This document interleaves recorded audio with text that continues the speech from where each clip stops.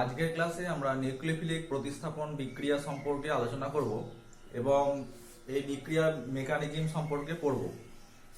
তো each species অর্থাৎ যাদের মধ্যে ইলেকট্রন ডেনসিটি বেশি আছে অথবা সেই স্পিসিসটা containing lone pair of electron অর্থাৎ তার মধ্যে নিঃসঙ্গ ইলেকট্রন জোড় বর্তমান আছে, এরকম কোন স্পিসিসকে আমরা নিউক্লিওফাইল বলবো। যেমন ধরো OH minus, Cl minus, Br minus, I minus, এই যে আয়নগুলো রেখেছি এদের মধ্যে ইলেকট্রন ডেনসিটিটা বেশি আছে, সুতরাং সেই কারণে এরা ইলেকট্রন এই ডেনসিটিটা কোনো ইলেকট্রন ঘাটতিযুক্ত কোনো পরমাণুকে সহজেই দান করতে পারে, তাই এরা নিউক্লিওফাইল হিসাবে এখানে ক্রিয়া করবে। এছাড়া কিছু কিছু স্পিসিস বা মলিকুলস আছে যাদের মধ্যে লোন পেয়ার অফ ইলেকট্রন আছে, যেমন ধরো H2O, alcohol ROH, ammonia NH3। এক্ষেত্রে এই অক্সিজেন অ্যাটমের মধ্যে দুজোড়ায় নিঃসঙ্গ ইলেকট্রন বর্তমান, এই অক্সিজেন পরমাণুটা দুজোড়া নিঃসঙ্গ ইলেকট্রন আছে, এই নাইট্রোজেন পরমাণুর মাথায় এক জোড়া নিঃসঙ্গ ইলেকট্রন আছে, সুতরাং এই নিঃসঙ্গ ইলেকট্রন জোড়গুলো যাদের মধ্যে ইলেকট্রন ঘাটতি আছে তাদেরকে সহজেই দান করতে পারে, সেই কারণে এই স্পিসিস গুলো সব নিউক্লিওফাইল হিসাবে ক্রিয়া করবে। এখানে যেটা আমরা করবো সেটা হচ্ছে নিউক্লিওফিলিক প্রতিস্থাপন বিক্রিয়া, অর্থাৎ নিউক্লিওফাইল দ্বারা প্রতিস্থাপিত হবে। এক্ষেত্রে কি হয় দেখো, একটা নিউক্লিওফাইলকে আমরা NU মাইনাস দিয়ে লিখছি, এটা কি করে একটা সাবস্ট্রেটের উপর ক্রিয়া করে। একটা সাবস্ট্রেট আমরা নিয়ে নিচ্ছি, এটা হলো সাবস্ট্রেট। এক্ষেত্রে নিউক্লিওফাইলটা কি করে, এই কার্বনটাতে অ্যাটাক করে আর এক্স গ্রুপটা বেরিয়ে আসে। এই যে নিউক্লিওফাইল এটাকে আমরা বলি ইনকামিং নিউক্লিওফাইল, ইনকামিং নিউক্লিওফাইল বলা হয়, অর্থাৎ আগত নিউক্লিওফাইল। এটাকে বলছি আমরা সাবস্ট্রেট, এটাকে বলা হয় সাবস্ট্রেট। সুতরাং ইনকামিং নিউক্লিওফাইল সাবস্ট্রেটের উপর ক্রিয়া করবে, ক্রিয়া করার ফলে কি হবে না, এই নিউক্লিওফাইলের সাথে কার্বনের একটা বন্ড তৈরি হচ্ছে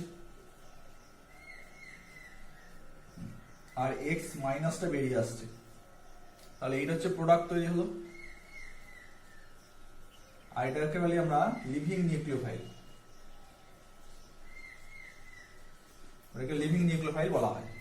এইটা হচ্ছে নিউক্লিওফিলিক প্রতিস্থাপন বিক্রিয়া, যেখানে একটা নিউক্লিওফাইল সাবস্ট্রেটের উপর ক্রিয়া করে এই এক্স টাকে এক্স মাইনাস রূপে রিপ্লেস করেছে, এটাকে লিভিং নিউক্লিওফাইল বলে, এবং তার সঙ্গে নিউক্লিওফাইলের সাথে কার্বনের বন্ড তৈরি হওয়ার মাধ্যমে প্রোডাক্ট তৈরি হয়েছে। সুতরাং এই হচ্ছে নিউক্লিওফিলিক প্রতিস্থাপন বিক্রিয়া। এখন এই নিউক্লিওফিলিক প্রতিস্থাপন বিক্রিয়া দুই ধরনের হয়, একটা হচ্ছে SN1 আর একটা হচ্ছে SN2। এই SN1 এবং SN2 গুলো কেমন, দু ধরনের নিউক্লিওফিলিক প্রতিস্থাপন বিক্রিয়া আমরা করব, একটা হচ্ছে SN1 আর একটা হচ্ছে SN2। SN1 মানে কি, SN1 অর্থ হচ্ছে 1 ফর ইউনিমলিকুলার, ইউনিমলিকুলার নিউক্লিওফিলিক সাবস্টিটিউশন রিঅ্যাকশন।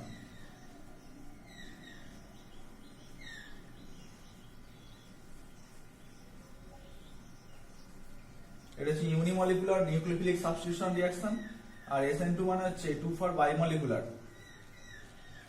এটা হচ্ছে বাইমলিকুলার নিউক্লিওফিলিক সাবস্টিটিউশন রিঅ্যাকশন। মলিকুলারিটি অর্থাৎ SN1 রিঅ্যাকশন যেটা, সেই রিঅ্যাকশনের মলিকুলারিটি হচ্ছে 1, আর SN2 রিঅ্যাকশন যেটা, সেই রিঅ্যাকশনের মলিকুলারিটি হচ্ছে 2। মলিকুলারিটি মানে আণবিকতা। N for nucleophilic, S for substitution, অর্থাৎ এটা ইউনিমলিকুলার বা এক আণবিক নিউক্লিওফিলিক প্রতিস্থাপন বিক্রিয়া, এটা দুই আণবিক নিউক্লিওফিলিক প্রতিস্থাপন বিক্রিয়া। এখন এই বিক্রিয়াগুলো নির্দিষ্ট মেকানিজমের মাধ্যমে ঘটে, সেই কারণে এটাকে আমরা SN1 বা SN2 রিঅ্যাকশন বলি। তো ফার্স্ট আমরা যেটা সেটা SN1 রিঅ্যাকশন সম্পর্কে এখানে আলোচনা করব, যে SN1 রিঅ্যাকশন কিভাবে ঘটে এবং তার অ্যাকচুয়াল মেকানিজমটা কি। তাহলে ফার্স্ট আমরা যেটা করে নিই সেটা হচ্ছে SN1 বিক্রিয়ার ক্রিয়া কৌশল।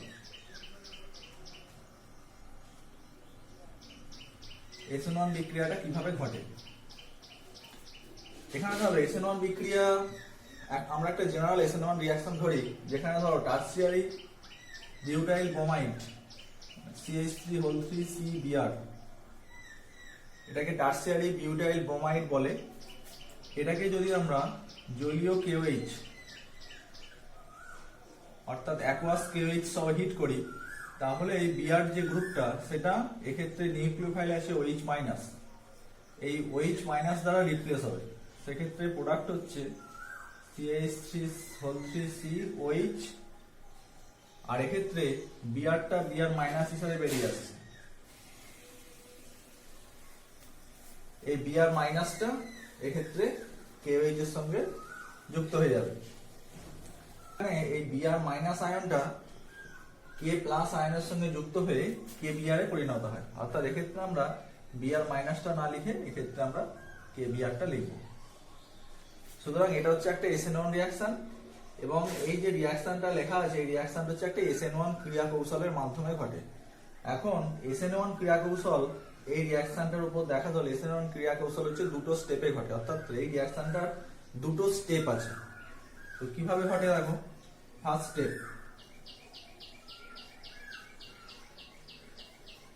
স্টেপ কি হয়, এইটা হচ্ছে সাবস্ট্রেট, এইটা হচ্ছে ইনকামিং নিউক্লিওফাইল OH মাইনাস, এক্ষেত্রে প্রোডাক্ট হচ্ছে টারসিয়ারি বিউটাইল অ্যালকোহল, এবং এক্ষেত্রে কেবিআরটা সাইড প্রোডাক্ট হিসাবে তৈরি হচ্ছে।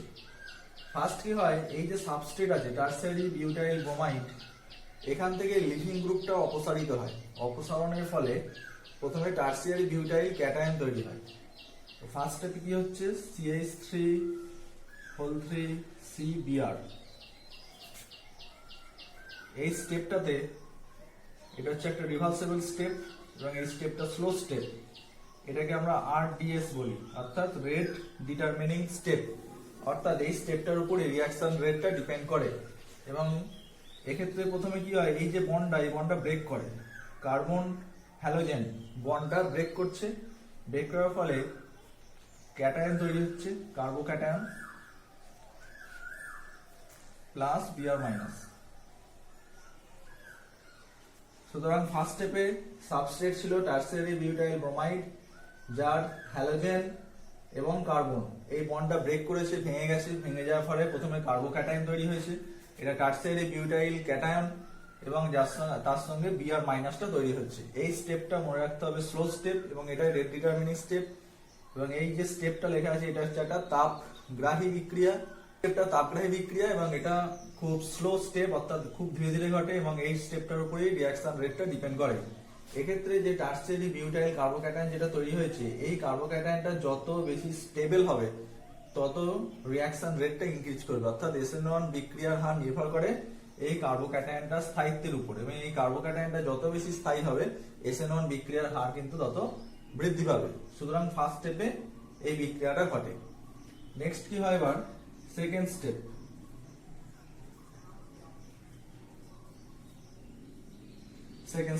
সেকেন্ড স্টেপে কি হবে, এই যে টারসিয়ারি বিউটাইল কার্বোক্যাটায়ন তৈরি হয়েছে, এই কার্বোক্যাটায়নটা হচ্ছে sp2 হাইব্রিডাইজড, এই কার্বনটা sp2 হাইব্রিডাইজড, এবং এটা স্ট্রাকচার হচ্ছে প্ল্যানার স্ট্রাকচার। সুতরাং এক্ষেত্রে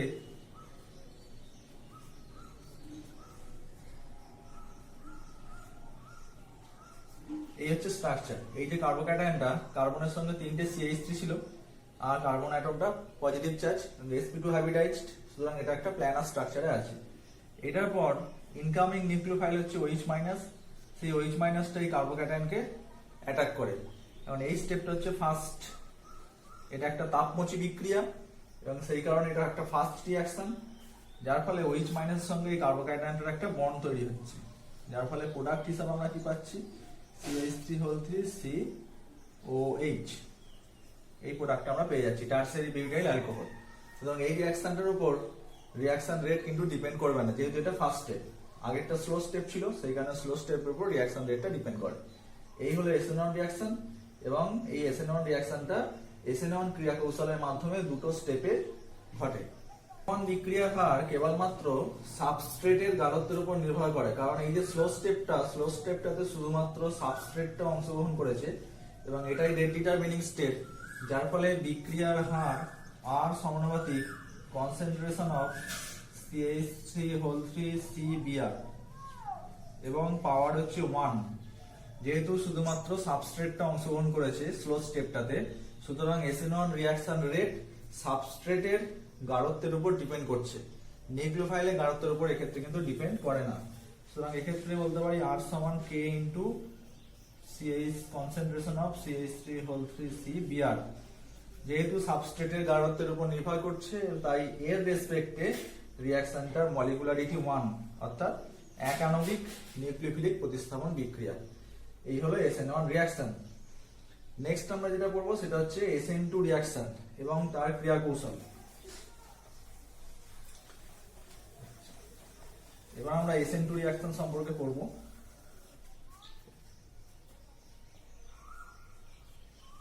তো SN2 রিঅ্যাকশন বোঝানোর জন্য আমরা একটা রিঅ্যাকশন ধরে নিচ্ছি, এটা হচ্ছে মিথাইল ক্লোরাইড CH3Cl, এটাকে আমরা জলীয় KOH দিয়ে হিট করে দেওয়া হয়েছে। তো এক্ষেত্রে Cl-টা হচ্ছে প্রতিস্থাপিত হবে, এক্ষেত্রে ইনকামিং নিউক্লিওফাইল OH মাইনাস, এবং প্রোডাক্ট হিসাবে আমরা CH3OH পাচ্ছি প্লাস KCl পাচ্ছি।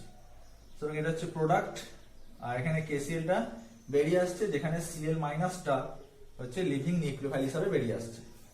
এখন এই যে রিঅ্যাকশনটা, এটা একটা SN2 রিঅ্যাকশন, এবং কিন্তু SN2 রিঅ্যাকশন ওয়ান স্টেপে ঘটে। SN1 রিঅ্যাকশন যেমন দুটো স্টেপে হয়েছিল, SN1 রিঅ্যাকশন কিন্তু একটা মাত্র স্টেপে হয়। এখানে কিভাবে রিঅ্যাকশনটা ঘটে দেখো, CH3Cl যেটা, সেটাকে স্ট্রাকচারিক্যালি আমরা এইভাবে লিখছি, এই হচ্ছে CH3Cl। এক্ষেত্রে এটাকে এর উপর জলীয় KOH দেওয়া হয়েছে। সুতরাং ইনকামিং নিউক্লিওফাইল হচ্ছে এখানে OH মাইনাস, OH মাইনাসটা হচ্ছে ইনকামিং নিউক্লিওফাইল। এক্ষেত্রে কি হয় না, OH মাইনাসটা এই যে সাবস্ট্রেট আছে, সাবস্ট্রেটের কার্বন হ্যালোজেন যে বন্ড আছে, সেই বন্ডের ঠিক বিপরীত দিক থেকে কার্বন অ্যাটমটাকে আক্রমণ করে এবং তার সঙ্গে এই বন্ডটা ভেঙে যায়।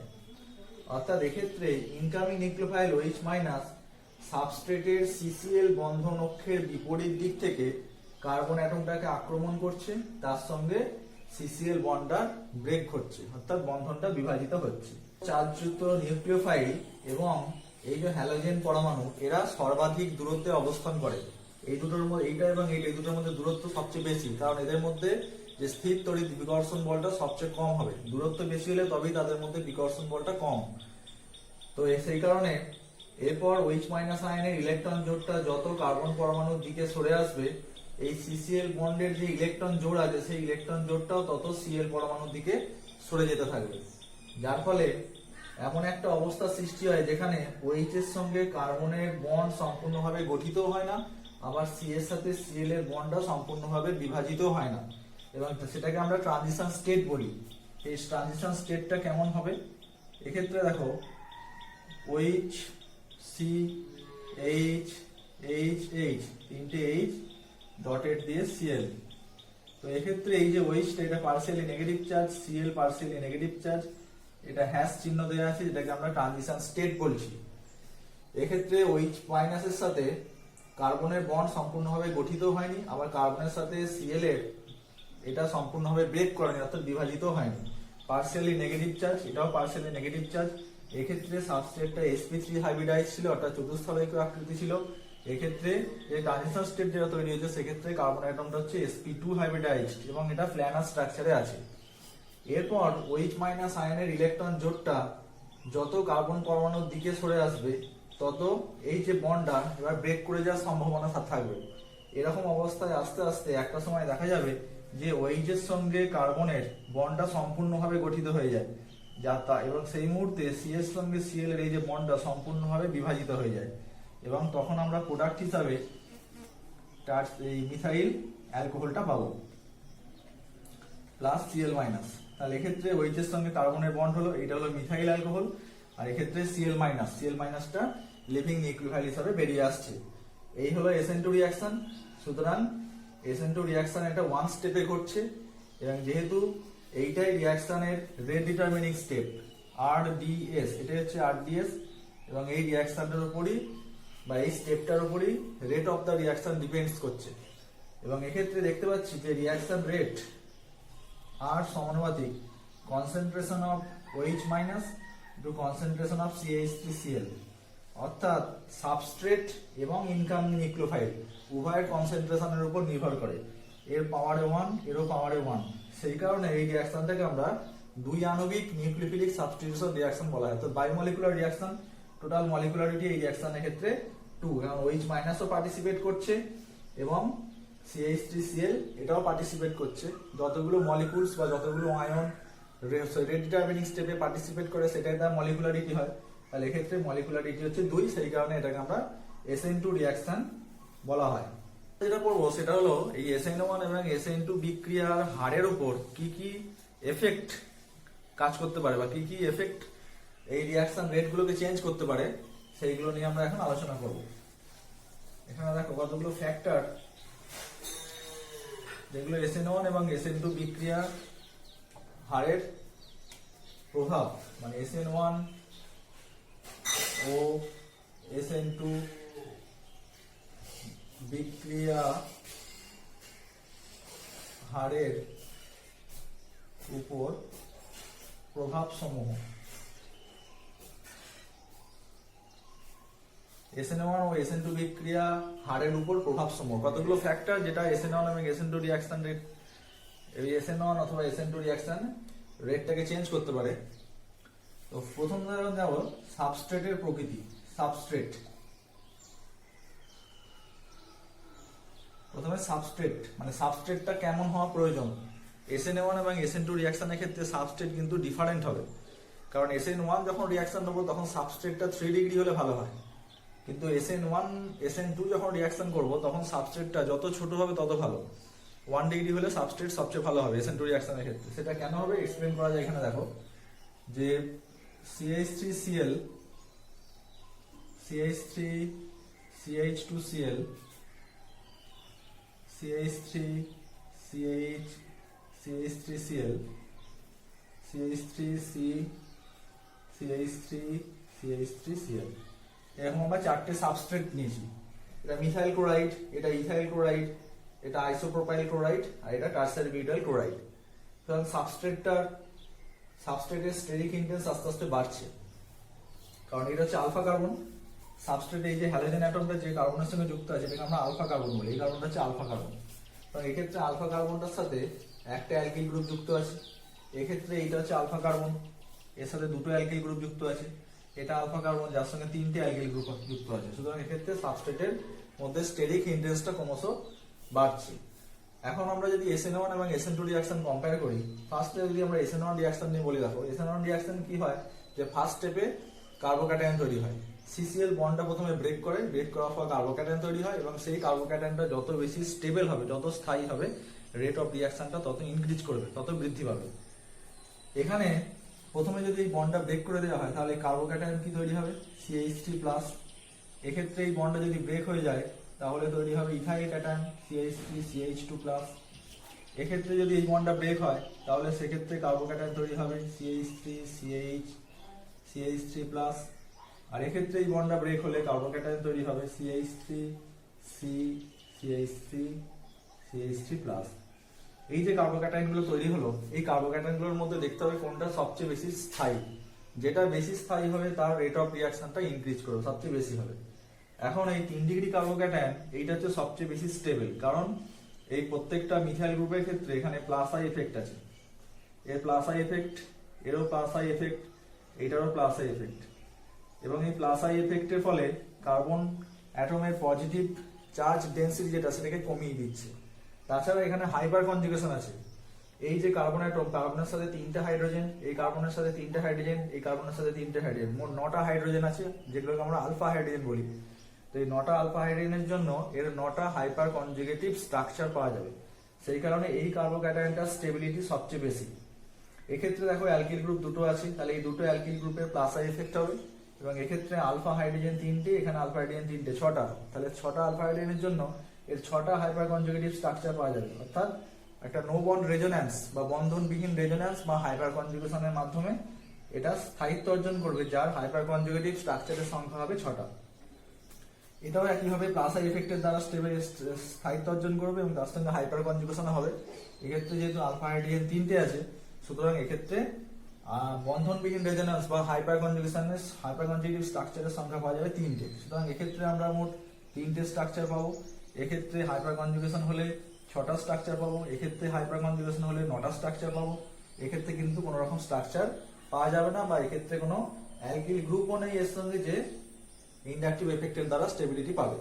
সুতরাং এই কার্বোক্যাটায়নগুলো স্থায়িত্ব যদি আমরা কম্পেয়ার করি তাহলে বলবো এই কার্বোক্যাটায়নটা সবচেয়ে বেশি স্থায়ী। সেই কারণে এই যে সাবস্ট্রেটটা এইটা SN1 রিঅ্যাকশন সবচেয়ে ফাস্ট ঘটাবে। কারণ SN1 রিঅ্যাকশনে ফার্স্ট স্টেপে বলাই আছে কার্বোক্যাটায়ন তৈরি হবে, এই বন্ডটা ব্রেক করার পর কার্বোক্যাটায়ন তৈরি হয়েছে, সেই কার্বোক্যাটায়নটা যত বেশি স্টেবল হবে SN1 বিক্রিয়ার হার তত বৃদ্ধি পাবে। সেই কারণে এই সাবস্ট্রেটটা SN1 রিঅ্যাকশন সবচেয়ে বেশি ঘটবে। সুতরাং কার্বোক্যাটায়ন গুলো স্টেবিলিটি অর্ডার যদি দেখি তাহলে এটা হচ্ছে স্টেবিলিটি অর্ডার, এবং SN1 রিঅ্যাকশন রেট যদি দেখি তাহলে SN1 রিঅ্যাকশন রেট হবে এটা। ওকে, নেক্সট আমরা যেটা করবো সেটা হচ্ছে SN2 রিঅ্যাকশন। এগুলোর উপর যদি আমরা SN2 রিঅ্যাকশন ঘটাই তাহলে কি হবে? এক্ষেত্রে দেখো SN2 রিঅ্যাকশনের বেলায় কিন্তু অর্ডারটা সম্পূর্ণভাবে উল্টো হয়ে যাবে, বিপরীত এটা পাবো আমরা। কেন পাবো না? SN2 রিঅ্যাকশনে আমরা বলেছি ওয়ান স্টেপ রিঅ্যাকশন, এবং ফার্স্ট স্টেপে ইনকামিং নিউক্লিওফাইলটা সাবস্ট্রেটকে অ্যাটাক করে। কোন দিক থেকে অ্যাটাক করবে না, কার্বন হ্যালোজেন যে বন্ড থাকে সেই বন্ডের ঠিক বিপরীত দিক থেকে অ্যাটাক হবে। তাহলে এক্ষেত্রে এই কার্বনের সাথে 3টে হাইড্রোজেন আছে, এখানে একটা Cl আছে। তাহলে এক্ষেত্রে ইনকামিং নিউক্লিওফাইল NU- টা এই বন্ডের ঠিক বিপরীত দিক থেকে অ্যাটাক করবে, তার সঙ্গে Clটা বেরিয়ে আসবে। এটাই হচ্ছে SN2 রিঅ্যাকশন, যা ফার্স্ট স্টেপে এই ঘটনাটা ঘটে। এখন এই জায়গাটাতে স্টেরিক হিন্ড্রেন্স যত কম হবে এইখানটাতে, তত এই নিউক্লিওফাইলটা একে আক্রমণ করতে বা অ্যাটাক করতে তত বেশি সুবিধা হবে, এবং তত বেশি সে প্রোডাক্ট তৈরি করতে পারবে। এক্ষেত্রে 3টে হাইড্রোজেন অ্যাটম সাইডে খুব ছোট, যার ফলে স্টেরিক হিন্ড্রেন্স এখানে খুব কম, যার ফলে নিউক্লিওফাইলটা সহজেই এই কার্বনকে অ্যাটাক করতে পারে, এবং এই নিউক্লিওফাইলের সাথে কার্বনের বন্ড তৈরি হবে, Clটা প্রতিস্থাপিত হবে, দ্রুত SN2 রিঅ্যাকশন ঘটাবে এটা। কিন্তু যত আমরা আস্তে আস্তে এদিকে অগ্রসর হব, এই আলফা কার্বনের স্টেরিক হিন্ড্রেন্সটা কিন্তু বেড়ে যাচ্ছে। এক্ষেত্রে অ্যালকিল গ্রুপ একটা হয়ে গেছে, এক্ষেত্রে অ্যালকিল গ্রুপ দুটো হয়ে গেছে, আবার এক্ষেত্রে এই কার্বনের সাথে অ্যালকিল গ্রুপ 3টে হয়ে গেছে। এখন এইটাকে যদি আমরা দেখি তাহলে দেখো এই কার্বনের সঙ্গে 3টে CH3 আছে, এটা একটা CH3 স্ট্রাকচার দিয়ে লিখলে আমরা এই পাবো।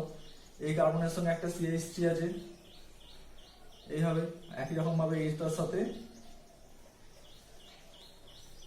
এই হচ্ছে স্ট্রাকচার। তাহলে এই কার্বনটার সঙ্গে 3টে CH3 ছিল, এটা একটা CH3, এটা একটা CH3, এটা একটা CH3। এবার নিউক্লিওফাইল যদি অ্যাটাক করে বিপরীত দিক থেকে অ্যাটাক করতে চাইবে, কিন্তু এই অ্যাটাকটা ফেভারেবল হবে না, যেহেতু এখানে 3টে বড় বড় CH3 গ্রুপ আছে এবং এদের মধ্যে স্টেরিক হিন্ড্রেন্সটা অনেক বেশি। সেই কারণে নিউক্লিওফাইল এই কার্বনে অ্যাটাক করতে বাধাপ্রাপ্ত হবে, ফলে কোনো রকম প্রোডাক্ট এক্ষেত্রে তৈরি হবে না। সুতরাং SN1 রিঅ্যাকশন যদি SN2 রিঅ্যাকশন যদি কম্পেয়ার করি তাহলে দেখবো এ কিন্তু SN2 রিঅ্যাকশন একেবারেই ঘটাতে পারবে না। তাই SN2 রিঅ্যাকশন রেট এর সবচেয়ে বেশি হবে। সুতরাং SN2 রিঅ্যাকশন রেট এইরকম পাবো, আর SN1 রিঅ্যাকশন করলে এর কিন্তু বিপরীত অর্ডারটা পাবো। আরো একটা SN1 রিঅ্যাকশনের কথা বলি আমরা, যে ক্ষেত্রে সাবস্ট্রেট হিসাবে ধরো এরকম দেওয়া আছে CH2 double bond CH single bond CH2Cl, এটা একটা সাবস্ট্রেট দেওয়া আছে, আর একটা সাবস্ট্রেট দেওয়া আছে এটা CH3 CH2Cl। এখন বললো যে কোন ক্ষেত্রে SN1 রিঅ্যাকশনটা ফাস্ট হবে, SN1 রিঅ্যাকশন কোন ক্ষেত্রে দ্রুত ঘটবে। তো আমরা কি জানি না SN1 রিঅ্যাকশনের ফার্স্ট স্টেপে কার্বোক্যাটায়ন তৈরি হয়, তাহলে উভয় ক্ষেত্রে আমরা কার্বোক্যাটায়নটা প্রথমে আগে ড্র করে নেব। তাহলে কার্বোক্যাটায়ন ড্র করলে এক্ষেত্রে CCl বন্ড ব্রেক করার ফলে এই কার্বোক্যাটায়ন তৈরি হবে, আর এখানেও CCl বন্ড ব্রেক করার পরে CH3 CH2 প্লাস কার্বোক্যাটায়ন তৈরি হবে। এখন এই দুটো কার্বোক্যাটায়নের মধ্যে এই কার্বোক্যাটায়নটা রেজোন্যান্সের দ্বারা স্টেবিলিটি অর্জন করে, এক্ষেত্রে CH2 plus single bond CH double bond CH2, তার মানে এই কার্বোক্যাটায়নটা রেজোন্যান্স দ্বারা স্টেবিলিটি পাচ্ছে, কিন্তু এই কার্বোক্যাটায়নটা রেজোন্যান্স স্টেবিলিটি পায় না। এক্ষেত্রে মিথাইল গ্রুপের প্লাস আই এফেক্ট আছে, অর্থাৎ ইন্ডাকটিভ এফেক্ট বা আবেশ প্রভাবের দ্বারা স্টেবিলিটি পায়, এবং তার সঙ্গে হাইপার কনজুগেশন আছে, যেহেতু আলফা হাইড্রোজেন 3টে, সুতরাং 3টে ক্ষেত্রে হাইপার কনজুগেটিভ স্ট্রাকচার পাওয়া যাবে। সুতরাং ইথাইল ক্যাটায়নটা প্লাস আই এফেক্ট এবং হাইপার কনজুগেশন এই দুটো এফেক্টের দ্বারা স্টেবিলিটি পায়। এখন আমরা কি জানি যে রেজোন্যান্স এফেক্ট হচ্ছে মোর ইম্পর্টেন্ট, যেখানে রেজোন্যান্স থাকবে সেই কার্বোক্যাটায়নের স্টেবিলিটি অনেক বেশি হবে। তো সেই কারণে এই কার্বোক্যাটায়নটা স্টেবিলিটি বেশি, যার ফলে এই যে সাবস্ট্রেটটা যেটা নেওয়া হয়েছে এই সাবস্ট্রেটটা কিন্তু SN1 রিঅ্যাকশন ফার্স্ট হবে ইথাইল ক্লোরাইডের তুলনায়। এটা হচ্ছে SN1 রিঅ্যাকশনের অর্ডার। তাহলে SN1 রিঅ্যাকশন যদি আমরা কম্পেয়ার করি বলবো এই যে সাবস্ট্রেট নেওয়া হয়েছে এই সাবস্ট্রেটটা কিন্তু SN1 রিঅ্যাকশন ফার্স্ট হবে। সেকেন্ড যে পয়েন্টটা নিয়ে আলোচনা করবো সেটা হচ্ছে সলভেন্ট, অর্থাৎ দ্রাবকের প্রকৃতি। দ্রাবকটা কেমন হওয়া প্রয়োজন, SN1 এবং SN2 রিঅ্যাকশনের ক্ষেত্রে আমরা দ্রাবকটা কেমন নেব। সেকেন্ড টিচার হচ্ছে এটা দ্রাবকের প্রকৃতি। এখানে দেখো SN1 রিঅ্যাকশন সবসময় পোলার প্রোটিক সলভেন্টের মধ্যে ভালো হবে। পোলার প্রোটিক সলভেন্ট কোনগুলো, যেমন ধরো ওয়াটার, অ্যালকোহল, এগুলোকে আমরা পোলার প্রোটিক সলভেন্ট বলি, কারণ যেক্ষেত্রে হাইড্রোজেন পরমাণুটা অক্সিজেন পরমাণুর সঙ্গে যুক্ত আছে, এগুলো হচ্ছে পোলার প্রোটিক সলভেন্ট। এই পোলার প্রোটিক সলভেন্টের মধ্যে SN1 রিঅ্যাকশন ফার্স্ট হবে, মানে এইগুলোর মধ্যে SN1 রিঅ্যাকশন খুব ভালো হবে।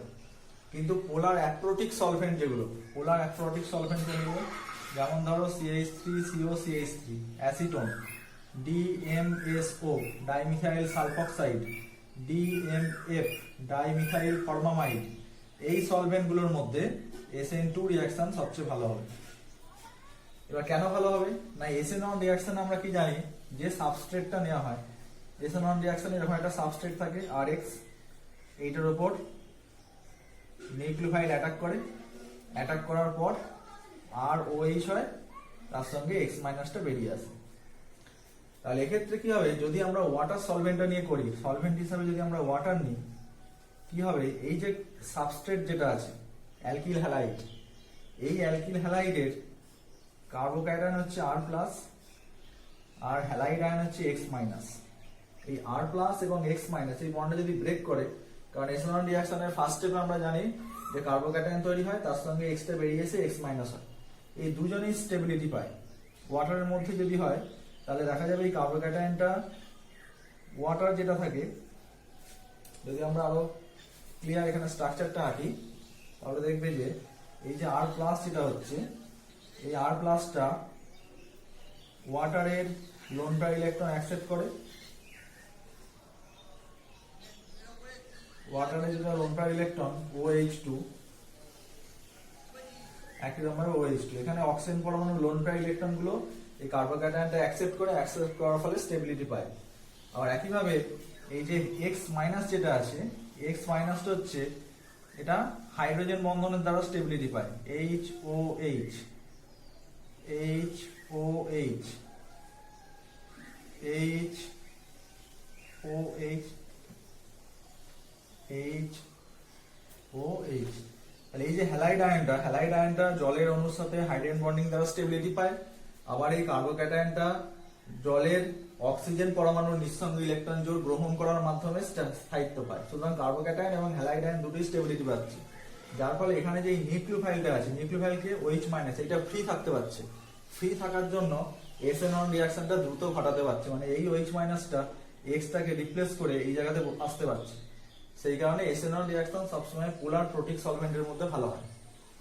কিন্তু এক্ষেত্রে কি হয়, SN2 রিঅ্যাকশন, এই যে সলভেন্ট গুলো নেওয়া হচ্ছে, এক্ষেত্রে অক্সিজেনের সাথে ডাইরেক্ট কোনো হাইড্রোজেন নেই, যার ফলে এই সলভেন্টের মধ্যে কিন্তু হাইড্রোজেন বন্ডিং সম্ভব নয়। মানে যে রিএজেন্ট ইউজ করা হবে, যেটা রিএজেন্ট মানে অ্যাকুয়াস KOH দিয়ে ধরো হিট করছো সাবস্ট্রেটকে, সেই অ্যাকুয়াস KOH এর মধ্যে যে নিউক্লিওফাইলটা আছে মানে OH- সেটা সবসময় ফ্রি থাকতে পারবে, কোনো রকম হাইড্রোজেন বন্ডিং এখানে পসিবল নয়, যার ফলে SN2 রিঅ্যাকশন সবসময় পোলার অ্যাপ্রোটিক সলভেন্টের মধ্যে ভালো হবে। সুতরাং সলভেন্ট হিসাবে আমরা এই ধরনের সলভেন্টকে আমরা ইউজ করব SN1 এবং SN2 রিঅ্যাকশনের ক্ষেত্রে। নেক্সট আমরা যে পয়েন্টটা নিয়ে আলোচনা করব সেটা হলো নিউক্লিওফাইলের সক্রিয়তা ও গাঢ়ত্ব। নেক্সট আমরা দেখছি নিউক্লিওফাইলের সক্রিয়তা ও গাঢ়ত্ব। আগে আমরা পড়েছি কি না, SN1 রিঅ্যাকশনে রিঅ্যাকশন রেটটা কিন্তু নিউক্লিওফাইলের উপর ডিপেন্ড করে না, শুধুমাত্র সাবস্ট্রেটের উপর নির্ভর করে। আগে আমরা পড়েছি যে SN1 যদি রিঅ্যাকশন হয়, SN1 রিঅ্যাকশনের রেটটা লেখা ছিল রেট সমানুপাতিক কনসেন্ট্রেশন অফ সাবস্ট্রেট, শুধুমাত্র সাবস্ট্রেটের কনসেন্ট্রেশনের উপর ডিপেন্ড করে। কিন্তু যদি SN2 রিঅ্যাকশন হয়, তাহলে SN2 রিঅ্যাকশনের রেটটা ছিল কনসেন্ট্রেশন অফ, এটা নিউক্লিওফাইলের উপরও ডিপেন্ড করছে, আবার কনসেন্ট্রেশন অফ সাবস্ট্রেটের উপরও ডিপেন্ড করছে। যেমন বিক্রিয়া হার কেবলমাত্র সাবস্ট্রেটের কনসেন্ট্রেশনের উপর ডিপেন্ড করে, নিউক্লিওফাইলের উপর ডিপেন্ড করে না, যার ফলে নিউক্লিওফাইলের প্রকৃতির উপর ডিপেন্ড করবে না। কিন্তু SN2 বিক্রিয়ার হার নিউক্লিওফাইল এবং সাবস্ট্রেটের উভয় ঘনত্বের উপর ডিপেন্ড করে, যার ফলে নিউক্লিওফাইলের এখানে প্রকৃতির উপরে কিন্তু ডিপেন্ড করবে। তো SN2 রিঅ্যাকশনের ক্ষেত্রে আমরা নিউক্লিওফাইলগুলো কেমন ইউজ করব? সাধারণত দেখা যায় যে শক্তিশালী ক্ষারক যেগুলো, সেগুলো হচ্ছে স্ট্রং নিউক্লিওফাইল হিসেবে কাজ করবে এবং SN2 রিঅ্যাকশন এর রেটটাকে বাড়িয়ে দেবে। তো স্ট্রং নিউক্লিওফাইল বলতে কি রকম? যেমন ধরো CH3O মাইনাস, OH মাইনাস আর CH3C মাইনাস। তো এক্ষেত্রে আমরা তিনটে ক্ষারক লিখেছি, এটা একটা ক্ষারক, এটা একটা ক্ষারক, এটাও একটা ক্ষারক। এখন এই ক্ষারকগুলোর মধ্যে CH3O মাইনাস হচ্ছে শক্তিশালী ক্ষারক, তারপর OH, তারপর CH3C মাইনাস। সুতরাং এই নিউক্লিওফাইলগুলো যদি আমরা ইউজ করি তাহলে সেক্ষেত্রে বলবো যেহেতু এটা শক্তিশালী ক্ষারক, সুতরাং এটা সবচেয়ে শক্তিশালী নিউক্লিওফাইল হিসাবে ক্রিয়া করবে। এখন আক্রমণকারী গ্রুপ বা পরমাণুগুলো যদি ডিফারেন্ট হয়, এক্ষেত্রে যেমন প্রত্যেকে একই আছে, অক্সিজেন, এটাও অক্সিজেন দিয়ে অ্যাটাক হবে, এটাও অক্সিজেন দিয়ে অ্যাটাক হবে। কিন্তু আক্রমণকারী গ্রুপ বা পরমাণুগুলো যদি ডিফারেন্ট হয়, সেক্ষেত্রে দেখতে হবে যে আকারে বড় এবং তড়িৎ ঋণাত্মকতা কম এরূপ যদি কোনো পরমাণু ওই আয়নের মধ্যে থাকে, তাহলে সেটা কিন্তু সবচেয়ে ভালো আক্রমণকারী গ্রুপ হিসাবে কাজ করতে পারে। এরকম একটা এক্সাম্পল নিই, যেমন ধরো CH3 minus, NH2 minus, OH minus. তাহলে এক্ষেত্রে আমরা তিনটে নিউক্লিওফাইল লিখেছি, কিন্তু প্রত্যেকটা ক্ষেত্রে আক্রমণকারী গ্রুপ বা পরমাণুগুলো ডিফারেন্ট। এক্ষেত্রে আক্রমণকারী গ্রুপ হচ্ছে কার্বন, এক্ষেত্রে নাইট্রোজেন, এক্ষেত্রে অক্সিজেন। সুতরাং এক্ষেত্রে কার্বন, নাইট্রোজেন, অক্সিজেনের মধ্যে কার্বনের সাইজ হচ্ছে সবচেয়ে বড় এবং তড়িৎ ঋণাত্মকতা কম। সেই কারণে কার্বন এই যে সেন্টারটা, এটা হচ্ছে অধিক ধ্রুবায়িত, মানে এই সেন্টারটা যেহেতু ধ্রুবায়িত বেশি, সেই কারণে এটা শক্তিশালী নিউক্লিওফাইল হিসাবে কিন্তু কাজ করবে। অর্থাৎ আকারে বড় এবং তড়িৎ ঋণাত্মকতা কম বিশিষ্ট পরমাণুগুলি, যেগুলোর ধ্রুবায়ন ক্ষমতা বেশি বা অধিক ধ্রুবায়িত হয়ে আছে, সেইগুলোর শক্তিশালী নিউক্লিওফাইল হিসাবে ক্রিয়া করার ক্ষমতা অনেক বেশি হবে। তো একই রকম ভাবে যদি আমরা হ্যালাইড আয়নগুলো নিয়ে দেখি, তাহলে হ্যালাইড আয়ন যেমন ধরো I minus, Br minus, Cl minus, F minus. তাহলে এগুলোর মধ্যে যদি বলে যে শক্তিশালী নিউক্লিওফাইল কোনটা হবে, সেক্ষেত্রে অবশ্যই কিন্তু I মাইনাস শক্তিশালী নিউক্লিওফাইল হবে। কেন? I মাইনাস যেহেতু আকারে বড় এবং তড়িৎ ঋণাত্মকতা কম, সেই কারণে এটা শক্তিশালী নিউক্লিওফাইল হিসাবে ক্রিয়া করবে। আচ্ছা, নেক্সট যে পয়েন্টটা পড়বো সেটা হচ্ছে লিভিং গ্রুপ। আর লাস্ট পয়েন্ট যেটা, এটা যেমন নিউক্লিওফাইলের কনসেন্ট্রেশন এবং প্রকৃতির উপর ডিপেন্ড করবে, একইভাবে লিভিং গ্রুপের উপর ডিপেন্ড করতে পারে।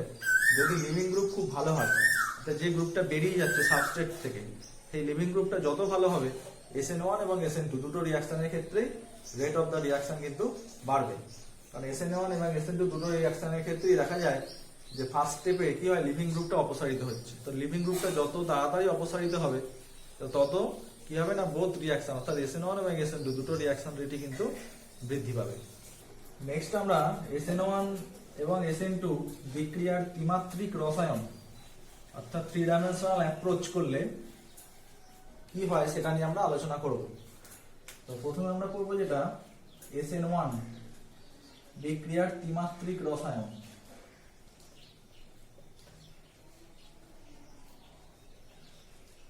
SN1 বিক্রিয়ার ত্রিমাত্রিক রসায়ন অর্থাৎ 3 ডাইমেনশনালি আমরা SN1 রিঅ্যাকশনকে কিভাবে রিপ্রেজেন্ট করব। SN1 বিক্রিয়াতে যদি সাবস্ট্রেট কাইরাল হয়, সেক্ষেত্রে দুটো প্রোডাক্ট তৈরি হওয়ার সম্ভাবনা আছে 50-50 করে, একটা রিটেনশন অফ কনফিগারেশন, একটা ইনভার্সন অফ কনফিগারেশন। এখানে সেটা আমরা একটা এক্সাম্পলের সাহায্যে করে দেখাই। দেখো এখানে যে আমরা একটা সাবস্ট্রেট নিচ্ছি CH3H, CH2, CH2, CH3Br, এরকম একটা সাবস্ট্রেট নিচ্ছি। এটা কাইরাল সাবস্ট্রেট, কারণ এই কার্বনটা 4টে ডিফারেন্ট গ্রুপ বা পরমাণুর সঙ্গে যুক্ত আছে। এটাকে আমরা জলীয় অ্যাসিডন সহ হিট করছি, জলীয় অ্যাসিডন সহ হিট, মানে এর মধ্যে ওয়াটার আছে। এক্ষেত্রে আমরা কি হয় কি জানি, SN1 রিঅ্যাকশনের ক্ষেত্রে ফার্স্ট কি হয় না, এই হ্যালোজেন অ্যাটম যেটা এই বন্ডটা ব্রেক করে। দুটো স্টেপে হয় SN1 রিঅ্যাকশন। ফার্স্ট স্টেপে কার্বোক্যাটায়ন তৈরি হয়, তাহলে এই কার্বনটা sp3 হাইব্রিডাইজড। এখন যদি এই বন্ডটা ব্রেক করে, তাহলে কার্বনটা sp2 তে কনভার্ট করবে। তাহলে তখন পিকচারটা হবে এরকম,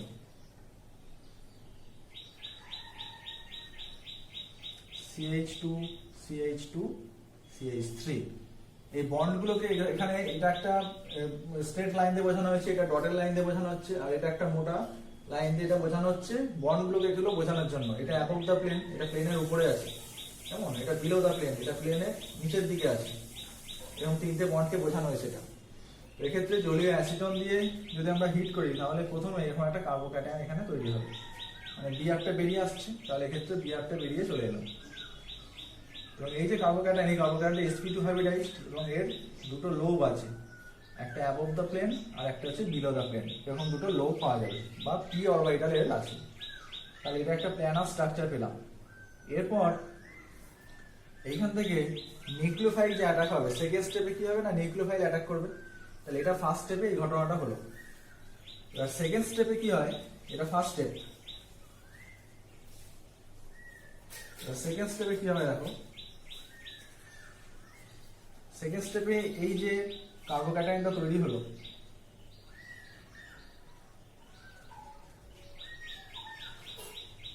CH2 CH2 CH3 positively charged, এই দুটো লোব আছে। এখন ওয়াটার মলিকুল এখানে অ্যাটাক করবে, সেকেন্ড স্টেপে ওয়াটার মলিকুল অ্যাটাক করবে, এটা তো ওয়াটার মলিকুল অ্যাটাক করবে, -H+, বেরিয়ে আসছে, তার মানে অ্যাকচুয়ালি নিউক্লিয়ার হলো OH-। তাহলে OH- এই যে ওয়াটারটা অ্যাটাক করছে, ওয়াটার এদিক দিয়ে অ্যাটাক করতে পারে, আবার ওয়াটারটা এদিক দিয়েও অ্যাটাক করতে পারে। তাহলে দুটো সম্ভাবনা আছে এক্ষেত্রে। তাহলে ওয়াটার যদি এদিক দিয়ে অ্যাটাক করে, তাহলে ওয়াটারে অক্সিজেন পরমাণুটা এই পি অরবিটালে অ্যাটাক করছে, যার ফলে কার্বনের সঙ্গে এই অক্সিজেনটার একটা বন্ড তৈরি হবে। তাহলে সেক্ষেত্রে কি প্রোডাক্ট তৈরি হবে, OHC। এখান থেকে একটা -H+ লেখা আছে, মানে এখান থেকে একটা H বেরিয়ে যাচ্ছে, বেরিয়ে গেলে এটা OH থাকে, তাহলে সেই OH এর সঙ্গে কার্বনটা বন্ড তৈরি হচ্ছে, OH বন্ড কার্বন, এবং তখন এই যে তিনটে বন্ড, এই তিনটে বন্ড এইদিকে চলে যাবে, অর্থাৎ CH3 H, এটা হলো CH2 CH2 CH3। একইভাবে এবার ওয়াটার মলিকুলস যখন এদিক দিয়ে অ্যাটাক করবে, তখন এই কার্বনটার সাথে এই অক্সিজেনটার বন্ড তৈরি হবে, মানে কার্বন OH, তখন এই যে তিনটে বন্ড, এই তিনটে বন্ড কিন্তু এইদিকে চলে আসবে। তাহলে এক্ষেত্রে কি প্রোডাক্ট হচ্ছে, CH3 H, এখানে হবে CH2 CH2 CH3। তাহলে এক্ষেত্রে দেখো দুটো প্রোডাক্ট পাচ্ছি। তাহলে এক্ষেত্রে যেহেতু অ্যাটাকিং সেন্টারটা বা অ্যাটাক করার টেন্ডেন্সিটা দুটো ডিফারেন্ট দিক দিয়ে, এখানে যদি একটা আমরা রিপ্রেজেন্ট করি, এভাবে বোঝানোর চেষ্টা করি, দেখো এক্ষেত্রে এই যে কার্বনটা প্ল্যানার স্ট্রাকচার ছিল, এই কার্বনটা হবে তিনটে হাত, এই হাতটাতে CH3 আছে, এটাতে H আছে, আর এটাতে আছে CH2 CH2 CH3, এর একটা পি অরবিটাল আছে, এদিকে একটা এরকম পি অরবিটাল আছে, আর এদিকে একটা পি অরবিটাল আছে। এবার ওয়াটার মলিকুলটা অ্যাটাক করবে যখন, এদিক দিয়ে অ্যাটাক করতে পারে, আর ওয়াটার মলিকুল এদিক দিয়েও অ্যাটাক করতে পারে। যখন ওয়াটার মলিকুলটা এদিক দিয়ে অ্যাটাক করবে, তখন এই তিনটে বন্ড এই দিকে ঘুরে যাবে, অর্থাৎ সেক্ষেত্রে রিপ্রেজেন্টেশনটা এরকম হবে, এই তিনটে বন্ড এদিকে ঘুরে যাচ্ছে, ওয়াটার মলিকুল এদিকে এসে এই অ্যাটাকটা করবে। সুতরাং এক্ষেত্রে অ্যাটাকটা এরকম হবে। আর একইভাবে যদি ওয়াটার মলিকুলসটা যখন এদিক দিয়ে অ্যাটাক করবে, তখন এই বন্ড, তিনটে বন্ড কিন্তু এদিকে ঘুরে যাবে। সুতরাং এক্ষেত্রে দুটো প্রোডাক্ট পাচ্ছি, একটা ইনভার্সন অফ কনফিগারেশন, একটা রিটেনশন অফ কনফিগারেশন। এক্ষেত্রে ইনভার্সন কোনটা আর রিটেনশন কোনটা, এই যে সাবস্ট্রেট যেটা ছিল, সাবস্ট্রেটের মতো কোনটা, সাবস্ট্রেটের মতো হচ্ছে এইটা, এই রিপ্রেজেন্টেশনটা সাবস্ট্রেটের মতো, কারণ এক্ষেত্রে কার্বনের সাথে বিআর এর যে বন্ড ছিল, বিআরটা ডান দিকে ছিল, এক্ষেত্রে কার্বনের সঙ্গে ওইচটা ডান দিকে আছে। তাহলে সাবস্ট্রেটটা যেমন রিপ্রেজেন্টেশন দেওয়া ছিল, সেই ধরনের রিপ্রেজেন্টেশন আমরা এটা পেয়েছি, সেই কারণে এটাকে বলে রিটেনশন, এটাকে বলে রিটেনশন অফ কনফিগারেশন। আর এখানে যে কনফিগারেশনটা পাচ্ছি, সেটা হচ্ছে সাবস্ট্রেটের ঠিক অপোজিটটা, কারণ এখানে এই যে গ্রুপগুলো ছিল সেগুলো বাম দিকে ছিল, কিন্তু এক্ষেত্রে গ্রুপগুলো ডান দিকে চলে গেছে, তাহলে এটাকে বলা হয় ইনভার্সন। তাহলে একটা ইনভার্সন অফ প্রোডাক্ট পাচ্ছি, রিটেনশন অফ প্রোডাক্ট পাচ্ছি, এইটা পাওয়া যাবে 50% এবং এই প্রোডাক্টটা পাওয়া যাবে 50%, এবং এই দুটো 50-50% নির্দিষ্ট অনুপাতে মিশ্রণের মধ্যে থেকে যাবে, যার ফলে এই যে টোটাল মিশ্রণটা তৈরি হলো, যেহেতু 50-50 মিশ্রণ বা সম আণবিক পরিমাণের মিশ্রণ, এই মিশ্রণটাকে আমরা রেসিমিক মিশ্রণ বলি। সুতরাং এসএনন বিক্রিয়ার ক্ষেত্রে রিটেনশন এবং ইনভার্সন দুটো প্রোডাক্টই পাবো 50-50 করে, সমগ্র মিশ্রণটা হবে রেসিমিক মিশ্রণ, যদি সাবস্ট্রেটটা অবশ্যই কাইরাল হয়। এই সাবস্ট্রেটটাকে কাইরাল সাবস্ট্রেট নিতে হবে, তবে এই ধরনের 3 ডাইমেনশনাল অ্যাপ্রোচ আমরা পাবো। নেক্সট যেটা পড়বো সেটা হচ্ছে এবার SN2 রিঅ্যাকশন বা SN2 বিক্রিয়ার ত্রিমাত্রিক রসায়ন। SN2 রিঅ্যাকশনের ক্ষেত্রে 3 ডাইমেনশনাল অ্যাপ্রোচ করলে আমরা কি রকম পাওয়া যাবে।